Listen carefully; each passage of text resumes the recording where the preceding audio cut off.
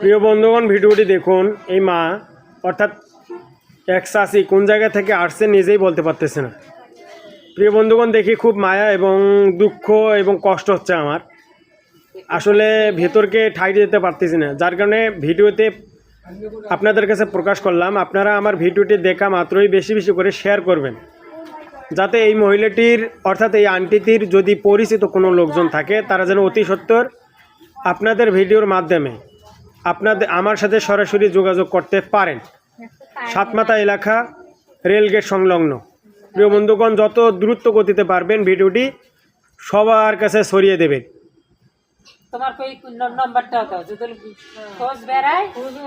আমার phone number আমি দিচ্ছি। আমার ফোন নাম্বার হচ্ছে 01764620392।